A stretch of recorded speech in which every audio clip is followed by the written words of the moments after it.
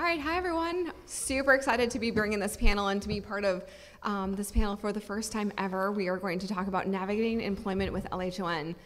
This conversation and kind of panel came abrupt from the call that we often host.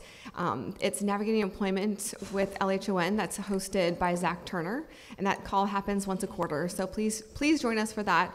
You know, LHON is really tough, as we've all kind of experienced, but navigating employment with LHON is also really tough.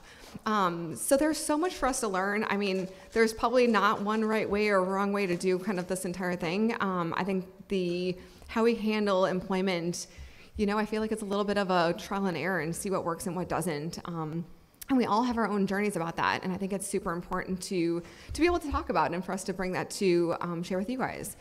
One question we often get, especially when people are first affected, is like, what job can I do? Like, now that I have LH1, what can I do? And my favorite answer is, well, what's your passion?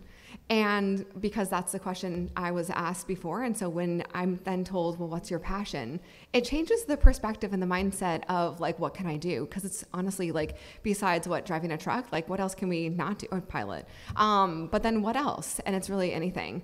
So I am truly honored to be sitting on stage with some pretty fantastic professionals and being able to share their employment journey as well. So first one I'd like to introduce is John Walters. John, please share with us your employment journey. So my name's John Walters. I'm 47 years old. I was effective in '96. At the age of 20, I was in college, and I'd met my wife, Lori, at the time. We were dating, but we dated for 6 months before this happened, so I had 20/20 vision, but I had to, that was in April, and I was in school at the time, went through April and May through that semester, came back the next semester and had to tell all my professors, hey, I need to sit in the front of the class now. I'm legally blind. I can't see I think we still had chalkboards back then, and couldn't see the board, and had to be there for, every class, and I had to figure out a whole different way to study and pay more attention. But a kind of a funny story, one of my professors, I think he was retiring, in the semester before I had statistics, and I did it, with 20/20 vision, so I went to talk to him. I said, hey, I'm going to need help with all this statistics number 2 or 200, whatever, and I said, I'm going to need you to read the test to me. I'm going to have to have somebody take notes. And he said, what if I just give you a C? I was like, that's good. So I did go for some reason, I don't know why, but Dr. Rich Tannick, if you want to look him up. But school was tough, but then, you're in a protected environment, and after school, then I had to really try to find a job. And I did well on a lot of interviews, and I would not tell them I couldn't see until maybe, when I had to fill out an application. I had to get my Lori, my girlfriend at the time, to help me fill out the application. And I think when I was first looking at it, I wanted to be a financial advisor. I kind of wanted to do that in college, and I had looked up through National Federation of Blind and found a guy that was totally blind that had been doing it for many years, and his name is Rich Crawford, and he's been my mentor. But all that being said, I interviewed with every firm that you can think of, and a lot of them said you had no experience necessary, and I passed the pre-exam to take the Series 7 and go through all the interviews. And I remember one of them, that they weren't supposed to ask you, well, if you can't drive, how are you going to get to work? And I said, I'll take a helicopter, whatever it takes, I can get there, that's not your problem. But they ended up not hiring me, and a lot of the other ones didn't. But that was around 1999 and 2000. Probably wasn't the best time to be an advisor, because all you were doing was probably losing people's money. But I went to interview with a mortgage company and actually got hired doing loan origination, and I stayed there for like a year and a half and was able to build up a resume. And then I went back to interview with A.G. Edwards, and interviewed and told them, hey, I can't see, I'm going to need help doing this and that. And the manager said, well, I can't not hire you because you can't see. And I was like, man, that's the best thing anybody's told me. So I was able to work there. I was in a group of 75 people that was in one training class, and I was the first person ever to go through any of their training that was legally blind. And I had to kind of teach them how to teach me, and it was really a stressful time. And Lori and I just got married right before I started at A.G. Edwards, but I went through the training, passed the Series 7, which is hard enough when you can see, but they ended up giving me 2 days to take the test, and I had a guy reading the test to me, and he had a disinterested person to read it, and he was very not interested, but he would read the test answers to me, or questions, and I was trying to figure them out in my head. There's about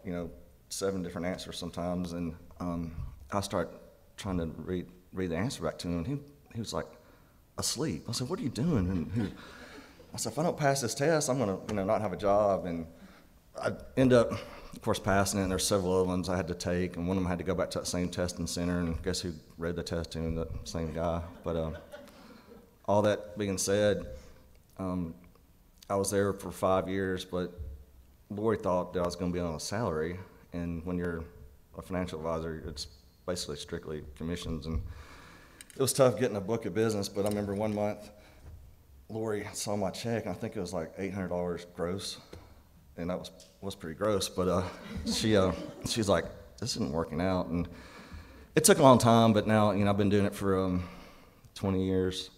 I'm now with LPL. Been there for 15 years, and after working for 5 years at A.G. Edwards, when I interviewed with a group with LPL, they never asked anything about, well, how are you going to do your job? Because I already had a little bit of a track record, but it's still, there's still some challenges. I've got some new software that I'm having difficulty using right now, and they're being somewhat accommodative, but I use a screen reader, JAWS, to do everything. I do have a legal pad I write some notes on with a big marker, but sometimes when I write down something, I'll know what it says that day, but then I come back the next day, like, I don't know what that is on there now. But there's just different ways you have to do your job. I've got a lot of help from my assistant and guys I work with. Lori's been a big help. My dad's taking me places. My mom's taking me to different states when I see clients that have moved. But it's been a challenge, but it's been well worth it. Awesome. Thanks so much, John. And John, you're still a financial advisor, correct? Yes. Awesome. Wonderful. Well, thank you so much. Obviously there's been so much that you've had to learn, especially in the changes of software and technology and all those things like that. So yeah, we look forward to following up with more questions with you, but Thank you.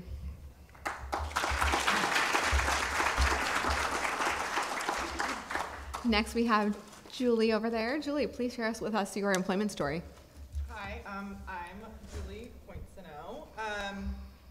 My LH1 story started actually in 2008 when my older brother became affected. He lost sight. Oh, thank you. Sorry. 2008. Anyway, so that's when we first found out about LH1. We had never heard of it, never knew about it, and I don't know if you guys know this, but my mother, Lissa, leaned quite in, so shock to everyone here. But if you've never heard of my brother, Jeremy is amazing. I thought he was the coolest. He was in school. He ended up becoming a motivational speaker about losing sight, and was a world blind golf champion.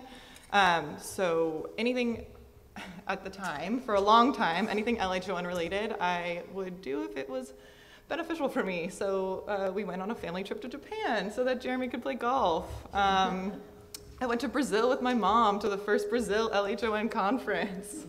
So a lot of it I just hadn't quite leaned into. I also was fully sighted. So then in very end of 2018, just beginning of 2019, I have always worked in hotels since school. So my dad's from France, and growing up we would go visit his family every year, and it was just one of my favorite memories. So I think that's what got me into hotels, is my best guess. Or I think I wanted to do tourism, travel, something like that. So I ended up in hotels and love it.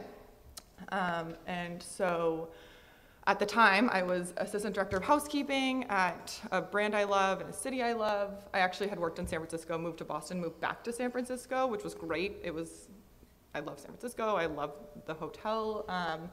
So when this happened, I was assistant director of housekeeping, overseeing all the housekeeping staff. And one day I was kind of sick, lightly sick.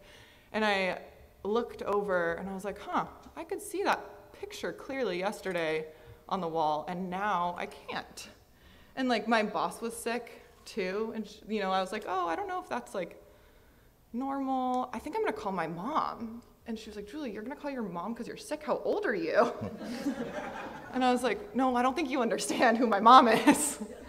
Like, she's gonna know. So I was able to get diagnosed much faster than most people, of course, because they knew with my brother and my mom and again, she's leaned in. So, so I was diagnosed pretty quickly. And, you know, you wanna say that because of all of those resources, you'd think I would just turn right around and be the happiest legally blind person you've ever met. Not true, not the case. It still took a long time. So I think as with everyone, regardless of your situation, it takes time and it takes personal growth and you grow up again. So I think that's something that I think resonates with anyone who is going through it or has gone through it. You don't flip a switch and become better. So I think for a long time I thought because, oh, I have all these resources, like it won't be me, I'll turn around, I'll be the case. And it took a long time to accept the fact that that was not it. So then, like given that time, I actually had a few people in leadership who wanted to, they're very supportive people. So they said, hey, Julie, you probably shouldn't be doing like inspections of rooms. We had some like head of state of a country coming in and they're like, you probably shouldn't be checking this to make sure it's perfect. We're gonna create a job for you. We're gonna put you in training because you know the hotel, you know the people, like we're gonna make a job for you. And I thought about it, called my mom, of course, and she and I talked about it and I said, look, it's actually a job I was interested in. However, I didn't think it was the right thing to do. And Danny referenced yesterday that when your doctors aren't giving you what you think is right for you, it's totally okay to push back and say that. And I think in employment, the same is true. Sounded like a great job that I might have wanted one day, but I didn't think I wanted it just because I was gaining a disability or learning how to live with a disability. So I said, no, thank you. I'd like to continue doing my job. And the same boss I had was amazing, and she continued to tell them, I don't want anyone else. I don't care if Julie can't see as well or is now legally blind. Like, I don't care. I still want her to be my assistant director, and I don't want you putting her in a different job. And she doesn't want it, so we're not doing it. So I spent the next year learning, and I would have a gentleman come in with his cane and teach me on my computer, like during work, like trying to figure out how to learn how to do everything differently. And I was like still shell-shocked, like, okay, like I knew this was possible, but didn't think it would happen. So it took a while. And then it started to get easier and easier with every day. And then COVID hit and, you know, hotels closed. I was furloughed. I think we all were in hotels. And so I thought, okay, well, maybe this is my opportunity. Just like Jessica said, like, well, maybe there's a job that's easier because it's still hard. And like, maybe there's a job for the blind. Maybe that's what I should figure out. And so again, tapped into Mom, Lissa, said, what do I do? So looked into different careers. And she of course said, well, here's someone with LHON that does this and this and this and this. Talk to them all. So I did. And the same resounding answer came through that they all did what they wanted because they wanted to do it. It had nothing to do with their sight, and they figured out a way around it. So after looking at all of these different possibilities and, you know, dabbling or seeing what was of interest, the hotel reopened. And they called me back and said, okay, you know, we have maybe a fifth the staff we had before. Do you want to do your job but in a bigger capacity? So instead of my one job with like 4 managers, it was like I added a large monitor and my Zoom text to like 3 stations within the hotel. So like I could go and check guests in, and then I'd go in the back of the front desk and like manage the team, and then I'd run down to housekeeping and like manage from down there and like run around and like boop, boop, boop, boop, like running around doing everything because you had to. And it was great.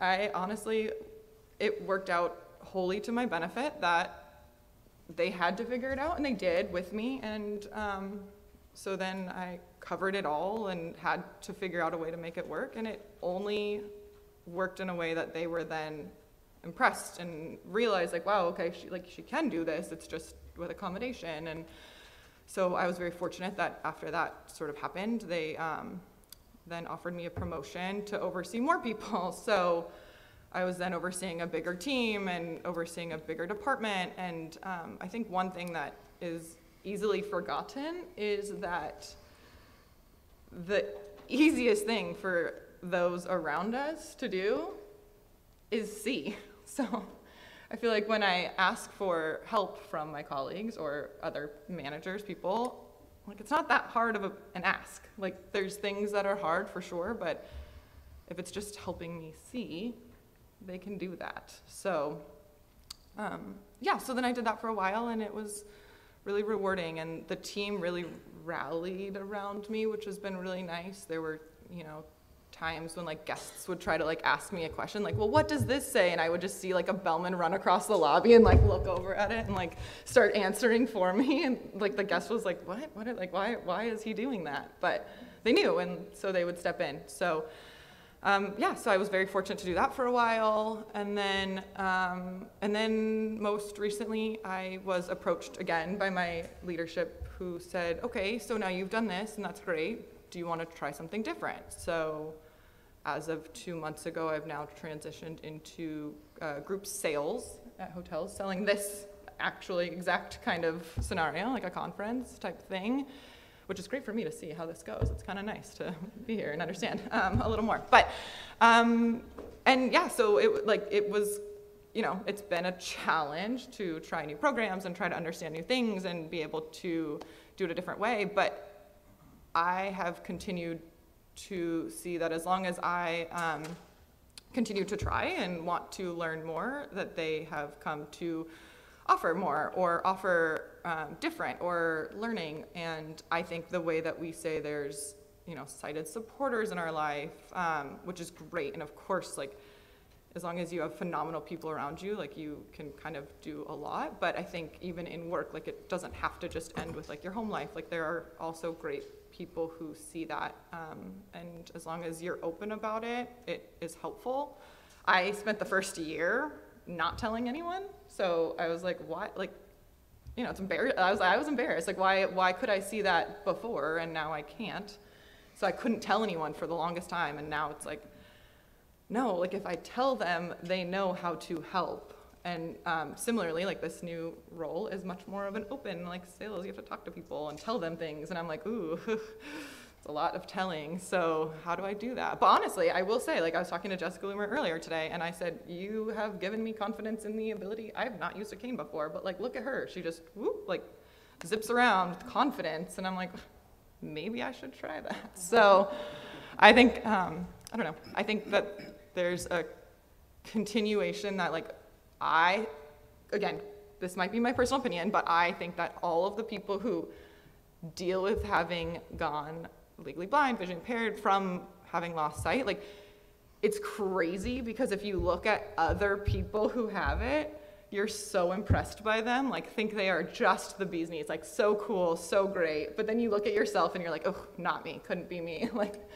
But it's like the craziest thing, because then, like, other people are like, wow, it's so amazing what you do. And I'm like, no, you're not thinking of me. You're thinking of my brother. You're thinking of Jessica. Like, you're thinking, like, that's not me you're talking about. But in reality, if, like, you can at least frame your mind around it a little bit more, that, like, you are looking at these other people who are doing the same things. But, like, I don't know, like you said with passion, like, I think the passion's important. I think it has, like, if you're not going to be passionate about a job, but you're going to do it just because of the sight, like, you're not going to be really good at it. But if you still find the passion, then you'll probably be pretty impressive that you're doing what other people are doing, but just blind. So that's my story.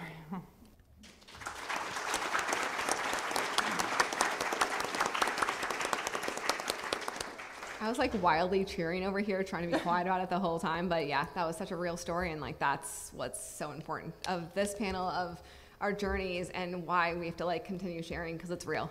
And that's awesome. Thanks, Julie. All right, next we have Rich Archuleta, which is super exciting. I'm just going to shout out, he lives in Colorado, which is super exciting. He works 10 minutes from my house. And so really excited to have him on the panel, but also get to meet him at an LH1 conference. So Rich, please share with us your employment journey. Great, thank you so much, Jessica. Thank you for having me here. I was new to the group 4 months ago. Before that, it was hit and miss. If I found another person who had Libras, I would just go up and grab them, like, tell me your story. So thank you once again, Lissa, and everybody, Jessica and Maria. My story started 32 years ago. I was in the military. I was in the Air Force. I was a bomb loader on a B-52. I had an accident, and they think that triggered the mutation that started. We didn't know at the time. I noticed I was reading a book, and the top of the T's were missing. So I thought somebody had went through the book and erased all the T's. And because I was in the military, I was sent to various different medical, Texas A&M, saw doctors at Stanford, different military bases, and at that time in the early 90s, they didn't know what was going on, so they checked off what it wasn't, and at the end it was an optic neuropathy. It could be Leber's, but we just don't know. And so I got genetically tested back somewhere in the late 90s, early 2000s, and I tested for 3460. That being said, my educational journey after the Air Force, I went to college. I didn't know where to start, so I started at the very basic, because I went to the military because I didn't want to go to college. So I started with the very basic courses, and one of the courses, I remember somebody asked a question, a simple math question, and I was like, you don't know, maybe this is going to be okay. So that being said, I finished my coursework. I have a finance degree from the University of Colorado, and I wanted to be a financial advisor, but those doors got shut very quickly when I was looking for work. And so I looked in the financial industry, and I looked at Wells Fargo, and I was a credit analyst. Was for their business accounts for asset-based lending, so factoring, so you're using their accounts receivable for their collateral for their loans. I had a $23 million revolving line of credit that I would kind of oversee for various companies. And I came to learn in the beginning that new people coming on board only had about $5 or $7 million. So I was definitely overloaded. They definitely wanted to get me out. It was difficult. I had been through some challenges through college. Not every professor was nice. Not every person was nice.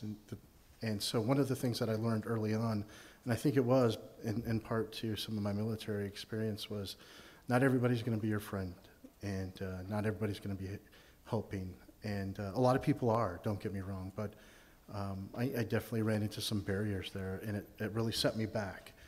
And so when I was in college, the counseling center, career counseling center, said, you should try the federal government. You're a veteran, you have preference points, you'll get a job right away. And so I was like, okay, I'll do this. I'll go for the federal government position.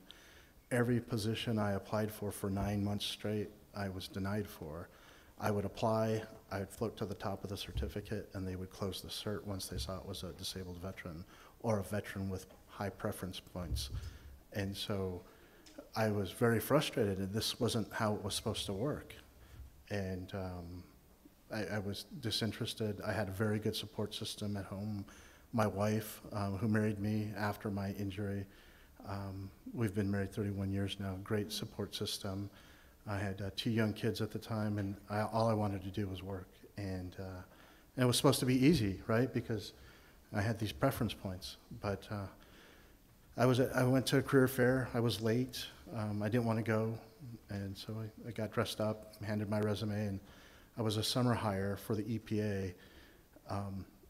And I have a finance degree, so those didn't really mesh very well. However, one of the things I learned right away is that people are conflict avoiding and numbers avoiding, most people. And so my skill set found a home at the EPA. And I'm eternally grateful for the person who mentored me and brought me into the EPA. I was a summer hire who was converted over permanent after the summer. I've worked in HR. I was the training officer for several years. I was an EEO director for a couple of years. I worked in our tribal program, and I currently work in our enforcement program. I been with the EPA now for over 23 years, going on 24 years, and it's not always been easy. One of the things that I would like to say is that always have a counselor to talk to. Always, there's going to be success stories. Of course, I've had awards, I've received awards and accomplishments, but just a few years ago, my supervisor asked me for my reasonable accommodation paperwork. And I've worked here over 20 years, I said. And she goes, well, we don't have it, and without that, we're going to take away your reasonable accommodations, which are the adaptive equipment, the certain place in the building where I sit where lighting is more accommodating. And I was very frustrated and angry, upset. So there's been some times where definitely cried, right? Very, very difficult at times, but very rewarding at other times. I've been recognized nationally for different things I've done at work. I've made different colleagues throughout the nation, throughout EPA, and so that's been very rewarding, but it is difficult, and you're not always going to find, not everybody's going to be your best friend, but there are people out there who are capable and compassionate, and you got to look for those things. One of the things I do remember is talking to another person about employment, and they said, if you were a person who was, before your blindness, before your injury, if you were disorganized, just because you became blind doesn't mean you're going to be organized. And just because you were a highly organized person before you were blind doesn't mean that you're going to be able to work on cars. And so, or be an auto mechanic, because my dad was an auto mechanic, and that just never related to me. My wife doesn't let me use hand tools right now. That is just something that doesn't happen. But as Julie was saying, if you find something that you're happy and that makes you happy, and you can make a living and have a career, by all means follow that dream. Because one of the things that happened, and there's definitely different people that I've talked to and interacted with all the time, and early on in my career, you know, I want to be the first blind person to climb the highest peak. Well, some guy did that already. I'm like, I want to be the best blind golfer. Well, somebody already did that. I want to be the fastest blind marathon runner. Well, somebody already did that. And so after talking with a counselor one time, and they're like, why don't you just be the best you? And that was really difficult for me to hear, because I've been chasing something for a long time early in my career. And once that perspective changed, then I could be the best me. And sometimes it wasn't always easy, but trying to be the best you can be is probably the thing that will make you go the furthest and the deepest in your career. Thank you.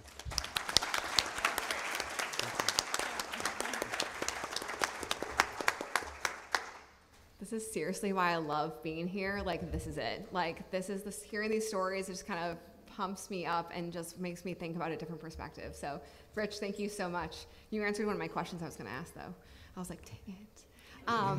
So I have a couple questions. A lot of the questions that I get kind of just from the community, and I just wanted to throw it at the panel here, and then we will open it. We'll have time for question and answer as well. So, but I wanted to ask you guys, have you found a good way to kind of share your vision loss with like coworkers or a boss or maybe new clients? Is there do you have like a tagline or something that you find that's easier to say to people than others, or have you tested it out throughout your career? I'm just upfront with I see clients in person, and first time I meet with them, you know, I say, hey, I can't see that well. If I'm being shifty, I'm not a used car salesman. I'm just trying to see you, but I can't really see. And if I've got to take notes, or if I have to bring another individual in to help me, this is why. And most people have been pretty understanding. It's just, I'd rather be upfront with them, be honest from the get-go. That's awesome. Thank you. What about you, Julie? I mean, still figuring that out. Fair. I think John's right, though. I mean, I continue to think that I will find the right way, but no, like, I think you're right that just, like, just say it. Like, just say it, tell people, and then they know, because, oh my God, I've been on, like, sites with someone for, like, an hour, and then I tell them, and they're like, what? Like, what? Like, so confused, and I'm like, well, now this is weird that, like, I'm telling you this far into it. Like, I should probably have just started with it. So, I don't know. I think my answer is to just start off with it, because also, like, what if I don't see something, and they're like, what? Like, it's weirder if they don't know why am I doing what I'm doing, or, like, didn't notice that happen. So, no, I should. The answer is what John's saying. Like, I think you should just be upfront. I don't know. I always think that there'll be some, like, perfect way of saying it, but there's not. And it can open up questions, and that's fine too. So. Yeah, I think the key is, like, that there's not a right and wrong way. Like, all kind of, I mean, does it happen organically? Is it like, or do you blurt it out like I've done before? That's what I mean. I've, like, tried to be like, ooh, it's gonna fit right in here, Yeah. and then it doesn't, and then it's like an hour later, I'm like, wait, I should probably tell you. Like, I feel like you should know. Before they try to, like, catch Before you have me drive to the business meeting. Yeah, that we need to too. talk about That's a fair something point. first. Rich, what about you? One of the things that I've learned early on was, you know, you have to be your biggest advocate. And one of the things that I was so against when I had a lot of anger when this first happened. I don't know if many of you had that or just really eased into it. No, but very fair. I had a lot of anger, so I was to that mindset, everybody has to adapt to me. That doesn't work out that well. So, and another individual, probably a counselor somewhere along the way, said, you're going to have to be an educator an advocate and educator for yourself all the time. And I was like, that's really tiring, and it is. But one of the things that I've had 5 new bosses, new deputy directors in the last 5 years. So one of the things I you know, and before that I've changed different roles, but one of the things I always do is, you know, I'm legally blind, visually impaired. This is what I can see. I have no central vision. I have less than 5 degrees peripheral vision. And after about a foot and a half, I see shapes and shadows. I use adaptive equipment, software that will magnify and read the text back to me. If you have me make copies all day, we will be there probably for a week. But that hasn't happened, or, you know, office equipment, definitely. But that's how I convey my visual impairment to my employer, new bosses, because then if we're interacting, and when you become comfortable with yourself and more confident in your own abilities, then, you know, I'm no longer feel like I'm blind Richard, I'm just Richard. And sometimes I'm so comfortable that they forget over a period of time, and I have to keep reminding them that, oh, thanks for the red highlight. I can't see the red colors at all. And so you constantly have to be that advocate, that educator on your behalf. It just doesn't get easier, and sometimes it's frustrating. You go home, you're like, you know, I have to tell another person, but that's just that's how it is. So.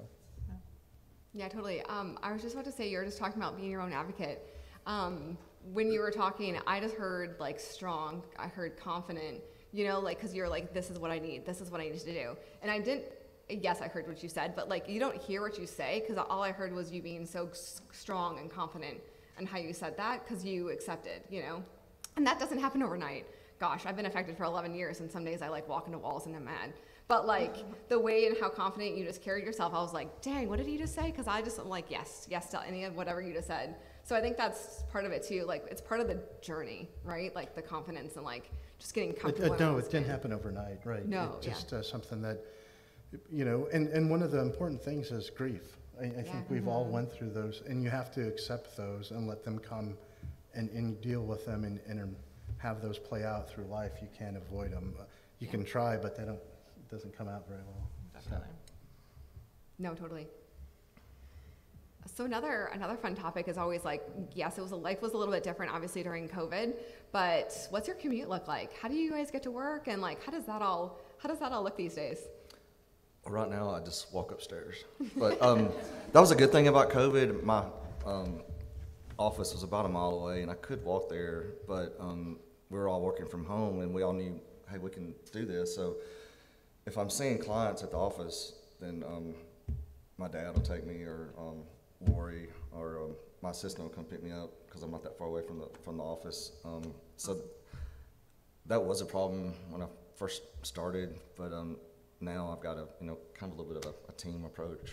I never had to pay for an Uber. I guess I'm too cheap. I'll just keep calling somebody till they'll pick me up. But so COVID that's one good thing about COVID, being able to work from home when I want to, and then be at the office too. So that's working smarter, not harder. That's like using your resources. Yeah. That's perfect. Yeah. What about you, Julie? Well, I was very fortunate. I honestly hadn't even had a car in years.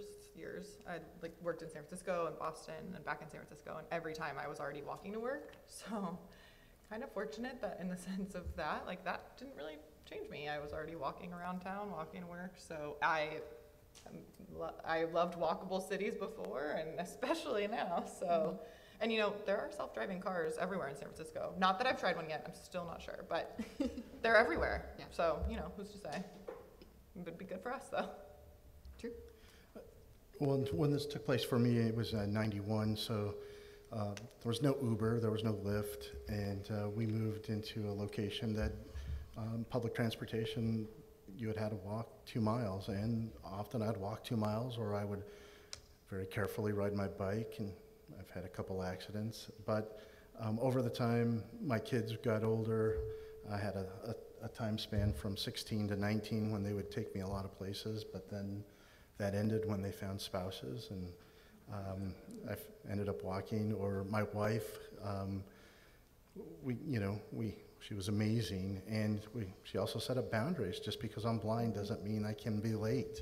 Yeah. And so that was tough to hear one day, but it was the reality. Just because you're blind doesn't make you special. You still need to wake up early enough to ask for a ride. Yeah. But right now, one of the greatest things that's taken place in Colorado is that our regional transportation district has partnered with Uber, and there's a grant that was given to the RTD, the Regional Transportation District, where there's an Uber voucher up to 60 rides a month. For each ride, you can go up to $25. After $25, you pay the overage, and you pay the tip, of course. So I've been utilizing that for the last few months, and I've been able to go to doctor's appointments, to work, to the gym, different things, very independent, almost like having a self-driving car. That's awesome. And so it's almost been a game changer, not only for me and my personal independence, but definitely for my wife, my kids, my sister, and the others who I'd been asking for rides over the years. So now they're like, "Where's Dad?" Give him a call because he's not home. So no, it's been a game changer. Denver in general has a decent public transit system, not the best. I think out east, where it's been more developed over the years, more condensed, is definitely better. The metro system in DC. I was talking to Jessica earlier about that, but that's how I get around. Well, that's great. Thank you. I told Rich, I'm like, oh, it's kind of relative, because when I lived in Arizona, it took me 2 hours to go 6 miles, and I was like, that place is terrible. Sorry, Arizona people. But the transportation's not great. So yeah, it's all, but now I'm like, I feel like I'm like a free bird in Denver. I'm like, whoa, I can go everywhere. So kind of in the spirit of what our assistive tech call that we had, or conversation that we had this morning, sorry, I have calls on the brain. What assistive tech do you guys use, and how do you use it, and why? I do JAWS. I could probably do my job without the screen because it reads everything out loud to me, and that's what I just grew up using since I was 20. I think when I've had the first JAWS was like 2.0. Now it's I think 24 point something, but and I never use a mouse. I just used all the keystrokes basically, and I've got an Amigo, kind of an HD that blows up different documents, but usually now with technology, everything's PDFs or DocuSign, so if I can do most of all that with the screen reader, so that's my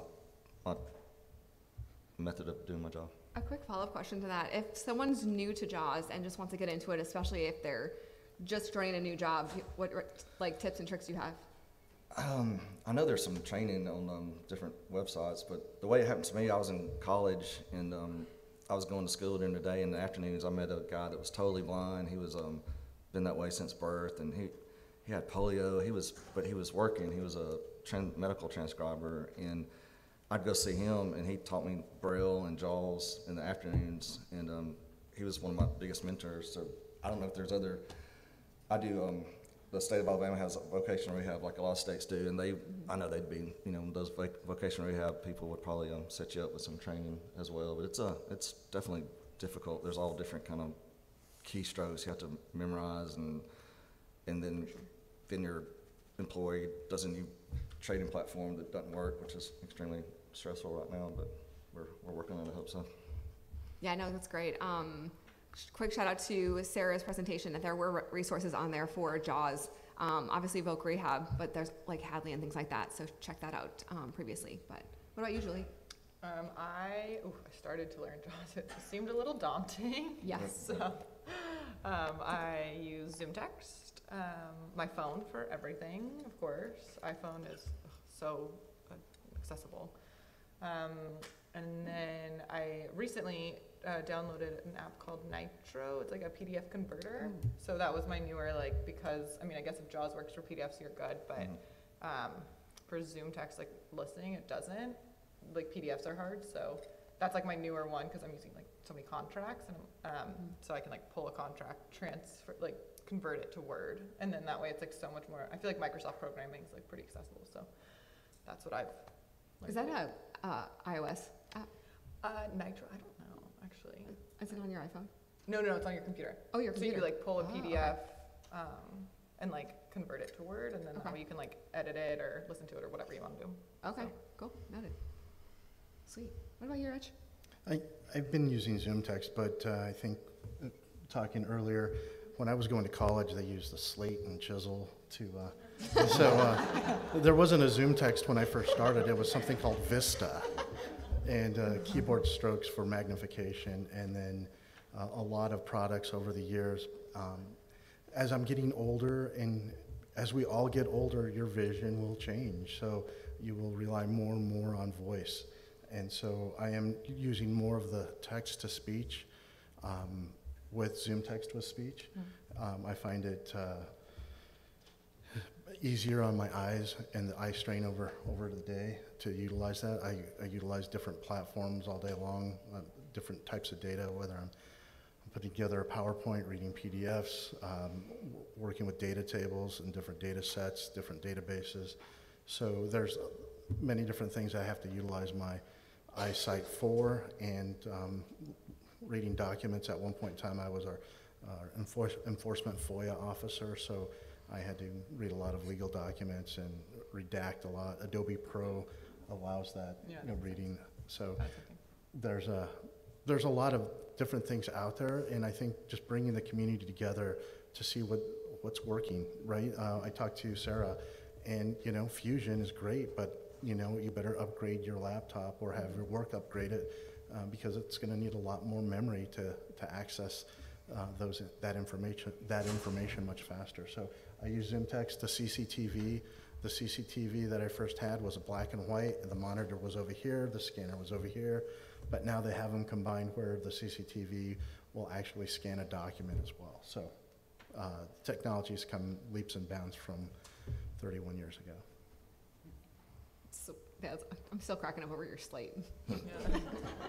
No, that's great. Thank you very much, Rich. To your point on kind of the Fusion and kind of how heavy it is on your computer, I actually personally use Windows Magnifier with JAWS together. It's an interesting combo, but then that way, if I don't have enough memory, then my computer's not laggy. But yeah, because I definitely ran into that working when the state gave me a terrible computer. But next question I have is, share with me some of the best advice you received, especially, my example is kind of coming from another mentor that's also blind visually impaired in the working world. And, just kind of hearing advice from him and just kind of giving me direction of where to go and how to do it and guide me. What's some of the best advice you've received and who did it come from?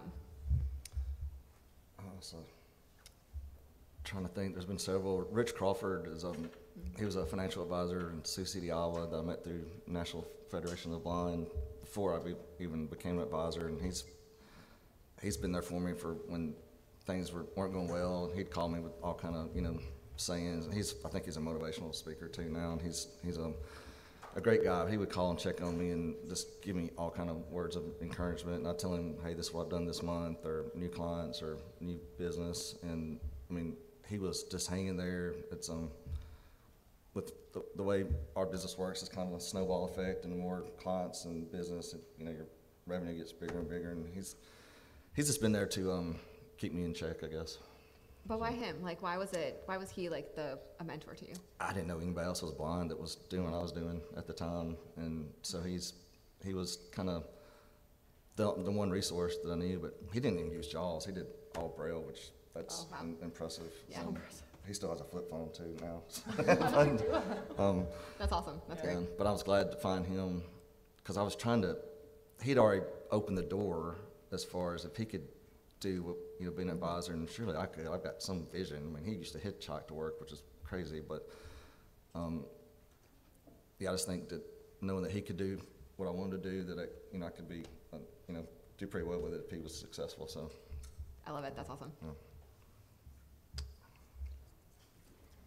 Well, I don't know that I have like a specific mentor or great, but I just think it kind of goes back to the same point of like everyone. Like when I was going through it, I definitely kept thinking like, there's got to be some answer. There's got to be something that's like I just haven't found yet. But looking back now, it's like no, the answer was that you should do what you always want to do, and like people will support that. So I don't know. It kind of came from everyone though. Like all the people I talked to with LHON that were in all these different careers kept saying like, I was like, well, like what should I do? And they're like, well, what do you want to do? Like. And I'm like, well, how are you doing it? And they're like, well, with help, like the same as you're like living your life with this, like it's the same thing. Like you have to get help no matter what you're doing. Yeah, like to your point, of course, I'm not driving a bus or a plane or anything, but there's like a few things that we can't do, but like there's no sure, it's hard. Everything's gonna be hard, and you have to figure out how to get it so that it's less hard. But you just figure it out and do it how you want to do it. So I think, like to your point, like you want to be fine, like you want to be in your role, like you did it, so you just keep going. Yeah, I mean, they actually tried when I was going through rehab, Alabama rehab. They're like, "Have you thought about changing your major, like doing social work?" I was like, "No, I'm not doing that." Why do they always want you to be in Not that social work's bad. I just that wasn't my passion, and they wanted me to change majors, and I was in. Like I would be a terrible social worker yeah, because I wouldn't be good. I have no patience, and I still don't. But so I stuck to what I wanted to do, and then I said somebody else has already hopefully done this, and that's how you kind of find a mentor or say there's always a way to do something. I mean, you can't drive, but I actually flew an airplane one time. That was kind of fun, but terrifying. Yeah, well, I didn't land it or anything, but. That's back to like really good advocacy. Like that's not what I want to do. Like that's not the path I want to go down. Like thanks so much, Phil Rehab. You guys are wonderful, but stick to your path. Yeah. Key. Yeah. One of the things that to reiterate, the entire weekend is that there's going to be things that aren't going to be, the best. You're going to run into barriers, but what you need to do, what I did, is surround yourself with supporters, whether they're mentors that are in your field, whether they're your family. My wife has been amazing. One of the reasons that I've been so successful, because when I come home and after a bad day or a bad week, she's always been there. And then other people in your professional life, I was recruited by somebody at the EPA who was amazing, and she saw the value that I could bring to the organization and could see my skill set through a lot of different, layers that were out there. So it was through different people that you can surround yourself who are your champions, I think is the best way. Looking at the talk today, the mindset, if it's not working, you have to be positive and that positive self-talk and surround yourself with positive people, because that's the only way to be successful. I mean, that it's true with mentorship, with family. It's true in the professional aspect of life. Surround yourself with positive people and you're going to be positive. Yeah, totally. And speaking of mentorship, there's a ton of programs out there with its AFB, NFB, all the different programs that do have mentor programs. So find another professional in that program that's doing something similar to what you want to do, or being able to like give back to those that are kind of up and coming to the specific profession that you have, or what you're looking to maybe change careers and get into. I think that's super important too, to start thinking about mentoring and vice versa. Like, is that something that you're looking that you need to lean on? I think no matter how old we are or wherever we are in our careers, we always need to be mentored and be a mentee. You know, there's always kind of a time and place for both of those, and I think that's also super important, especially because then we can kind of share what's happened to us as a blind professional. But then also be able to, like John said, like being able to learn from others and see like he can do it, I can do it too, or she did it, I can do it too. No, definitely. This last week, just this last year, I was able to go up onto the Hill and advocate for different things at work, and got to go to the White House. So there's different opportunities, and if you take the time, breathe, surround yourself with the right people, you can have a lot of success. I think one of the best pieces of advice that I actually probably got 2 weeks ago when is a mentor told me to trust my gut. Because you know in your heart, like, I know I can do this. I know I can do whatever it is, like read this PDF and do this form, or like present to SVPs. Like, you know you can do it, and trust your gut. Like, you know you're smart, you know you're capable, you know it's possible. So like, do I want to be here? And he asked me all those questions, and I was like, yes to all those. Like, I know I'm smart, I know I'm capable. Yes, I can present to an SVP, because he says they too put on their pants the same way. So just remember that. And it's simple. And so I was just unsure if I could do all of those things. And he was just like, trust your gut and know what you need to do. And that was some of the best advice that I've been given, because my gut is what's inside and like what tells me what I can do. And that doesn't have to do with like anything else or my vision. It's what I know I'm capable of inside. And so I was like, it sounds so simple and so silly sometimes to like say that, but sometimes you have to be reminded of those specific things. So it's a mindset thing too. But one more question I have, and then I'm going to turn it to the audience. Obstacles, like obviously, like I'm sitting on a team or on a panel right now full of like awesome professional badasses. However, I'm sure there's been an obstacle. Anyone want to share an obstacle and kind of how they overcame it? And I mean, even if it was trying to find the next building. It seems like every day there's one, but I mean, before if a new client comes in with statements, I can't see statements. A lot of people can't even read their own statement, but I can't see it, and then I have to depend on other people to help me. And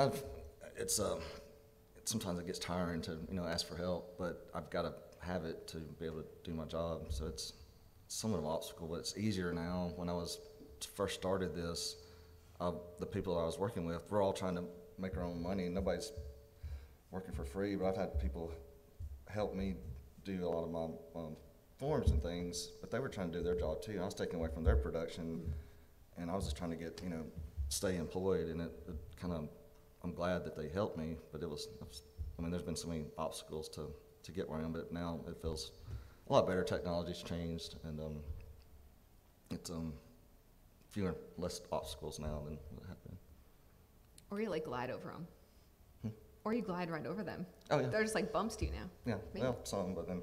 Or if you're Xavier, you fly over them. So. Yeah.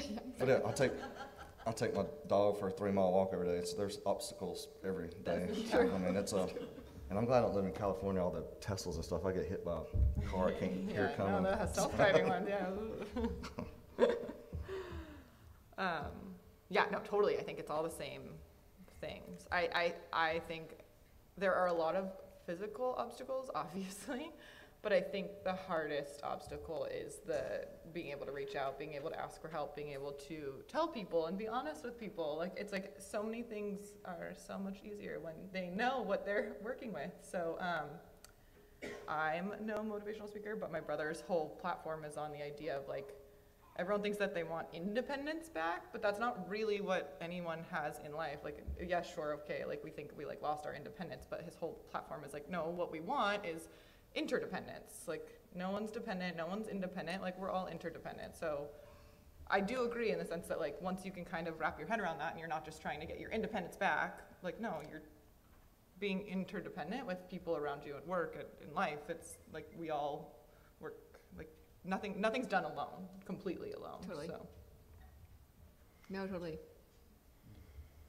Thank you, Julie. One of the things, back in 2007, we changed buildings, and most of us, not all of us, but you get comfortable. You don't use your cane all the time, so I was comfortable in my old building. We moved to a new building where it went up 9 floors, and the center of the building was all glass. And I really thought I was going to fall, and I was on the 8th floor. Every time I turned a corner, I thought I was going to fall, and it brought a lot of fear. And then, so I started using my cane again. Well, nobody saw me with a cane for many years, so people would look at me different, approach me differently. So it was almost, it brought me back to when I first lost my eyesight. Some of the same emotions and same feelings.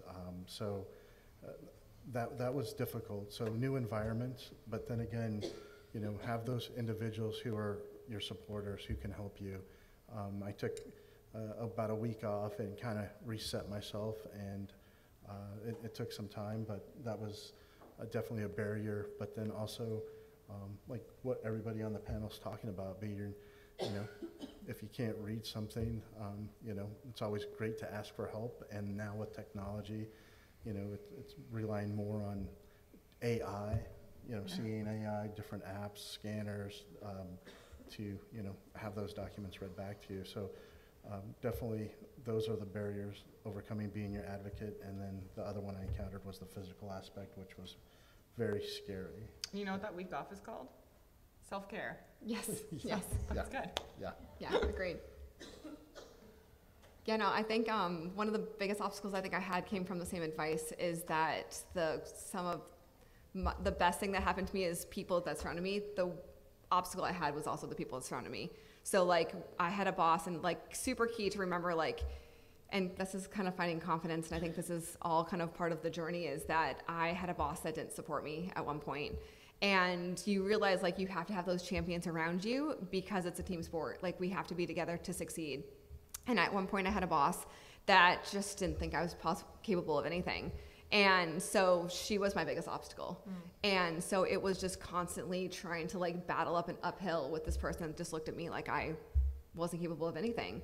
And then you learn, like I had to have that experience to know I needed to shift. That like, this isn't the place for me, no matter what the job is. This isn't the place for me because I don't have a champion. I don't have someone as a manager. That person should believe in me. So that was my obstacle to learn that. And then I quit that job, which is super scary to do as a blind person. I just quit because there's no way for me to succeed. And then I moved to a different job, and every single job I interviewed for was an obstacle, of course, because I was interviewing, but then I had to learn that I needed to find a champion in that manager that saw past that. And that, again, doesn't happen overnight. I've had vision loss for 11 years. But then having that conversation consistently and looking for that champion that I would be able to surround myself with then allowed me to get to the next level. And so I think those are kind of, my obstacle became my like biggest champion feedback. So yeah. But no, thank you guys so much. A huge hand for this awesome panel. Thank you guys so much.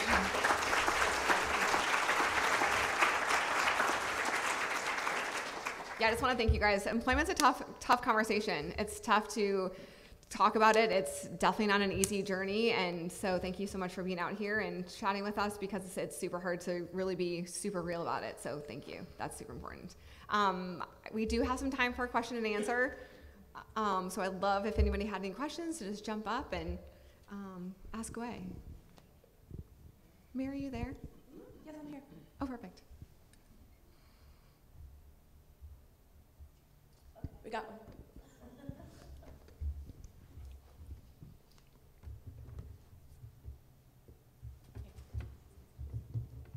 John, this is Rochelle over this other side over here.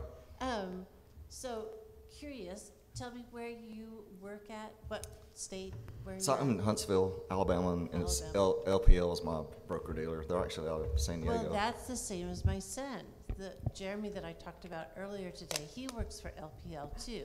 Really? So, yeah, so just put in your brain, he's another affected financial planner that if you run across him, his name is Jeremy Lewis, and he now owns Fortitude Financial. So if you see that name come up, you should give him a ring. Okay. And he could give Certainly you will. his story.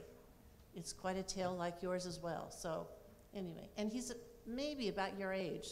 So he's 45, and so he's been at this financial planning for a while. So anyway, just If you wanted can- to, You can give Lori his phone number. I think Yeah. I'll talk. good, so give him a ring. Okay. That's cool. Cool. If you had this QR code, you could. Yeah, if only. And now on to Rich's session to teach us how to use the QR code.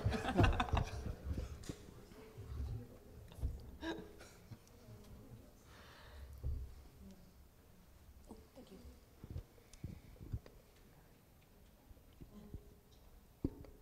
Hi, this is Xavier. So I just turned 15, and I'm thinking right now, like, what job could be the first job for a teenager? So this is a question kind of for the panel. Do you guys have an answer of like what could be a good first job? Hotels. You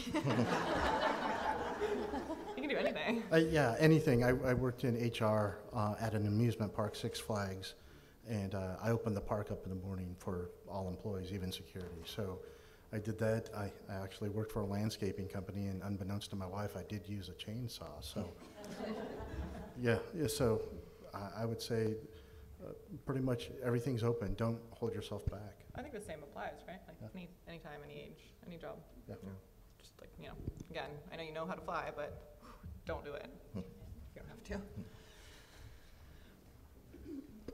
There's got to be a cool sports job for sure. Get out there and, especially like local stadiums. Oh, yeah, local stadiums. That'd be fun. Working at the San Diego Padres. Yeah. Padres. That'd be fun. Hey, my name is Chris Shields, and two quick things. I have a question, but for the teenager that asked a question, can I say something? So my daughter just went through a difficult time finding a volunteer job because the typical teenage places that hire teenagers as volunteers were scared of her blindness. And a blindness professional said, ask the jobs where you're already familiar with the business. And she got a job as a vet tech, which did not take teen volunteers because they loved and supported our family and wanted her to have the same access to employment as her peers did. So we would have never considered that. But I'm very interested in the talk that you were speaking about with the Uber program, where someone in Colorado, she actually went to the Colorado Center for the Blind. Oh, yeah. And she traveled all over Denver by herself because public transportation in Denver was so accessible. And she had a ton of success, and then she returned from training back to North Carolina, and she's struggling with transportation. So I'm very curious about the Uber program that you mentioned, and if there's a possibility of that being outside of Colorado. I'm not too sure if the program or the grant, I know that is specific to Denver, but there's a gentleman here, Eric, who's navigated the light rail system here in Charlotte very well, and so he might be a resource. But I would continue to talk to the local transportation district to see if they have any type of grants available for that program, or if they might be getting them soon. Yeah, you want to research your local like paratransit. Oftentimes paratransit, they also had this in Arizona where they would pay for Uber, but also like transit buses, kind of dependent on like where you lived and where you're looking to go and like consistency and things like that. Ooh, say it one more time. I can talk to them later. Oh, perfect. Eric, we'll talk to you later. I'm sitting over here. Wonderful, thank you. Yep. I don't really need a mic, so. Awesome, thanks, Eric. Richard, I wanted to ask you, what did you end up doing about getting that documentation that they wanted? You didn't close that one. The documentation for, Your I had to go back to accommodations. my doctor after 20-some years, and Still the same. yes, it hasn't changed, and provided to them, and so that was frustrating, but that is something inherently governmental, right? I work for the federal government, so It's even there. So, and I understand parts of that, and so the paperwork was lost over 20-some years. So, I do get that, but that was a challenge. But it's like everything, you just have to kind of meet that head on. You get, talk to your champions, and then get the paperwork and move forward.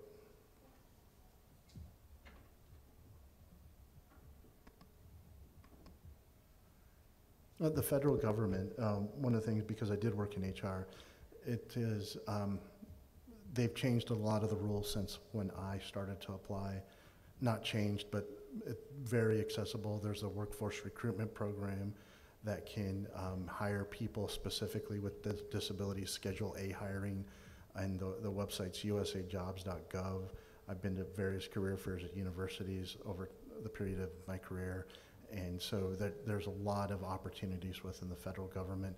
It's something I used to frown upon because I was like, oh, that's too easy. I don't want to get a federal job. And then it wasn't easy.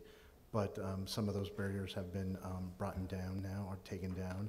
And it's very much accessible for people with disabilities to find a very successful, satisfying career within the federal government in many different arenas.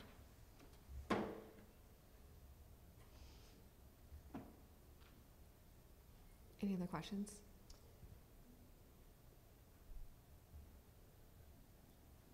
All right, wonderful. Well, thank you so much. Again, panel, thank you for being here, and thank you guys all. I was like,